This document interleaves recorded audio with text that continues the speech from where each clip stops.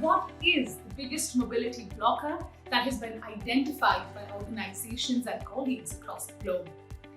So there were various organizations including LinkedIn, Gartner, McKinsey, which studied why career mobility or internal movement is hard in organizations. So what did they do? They went directly to the source. Yes, it's the colleagues. And they asked them, what stops you from making these internal moves? So what was the top mobility blocker? And before I give you the answer, I urge you to pause or stop this video just for 2 minutes. Take a pen and paper and write about your personal experience with internal mobility in your organization if you're a colleague. On the other hand, if you're a talent leader, take on that hat of the expert and think about what is stopping colleagues from moving internally in your organization. So now that you've done your own thinking, let me tell you some really insightful answers.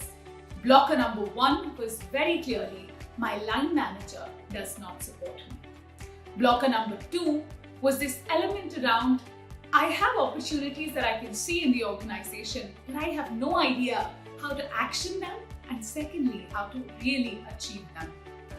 Number 3 and finally was a talent leadership dilemma about ownership and measurement of career development. Let's spend the next few minutes double-clicking on each of these 3 mobility blockers, and let me also share a few tips on how you could navigate these really big, hairy, audacious challenges.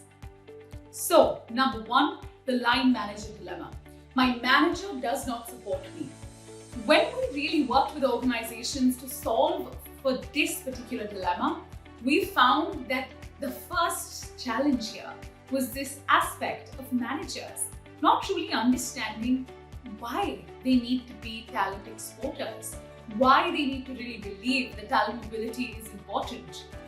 And where this comes from is, number 1, managers feeling that when there are people taken away from their team to other departments, it's seen as poaching or stealing. So that's number 1, which is the mindset shift from going from poaching my talent to collaborating on creating talent magnets across the business.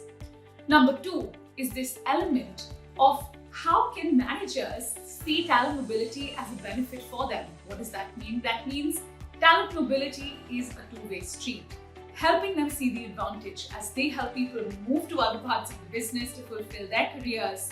They can also pick and get people from other parts of the business who may be high performers for their own business. Career mobility works both ways, so helping them see the advantage. The next part, or the big hairy issue, is that of the 3 R's: the review, the recognition, and the reward. When we talk about review, we think of this. As a line manager right now, how is your performance currently measured?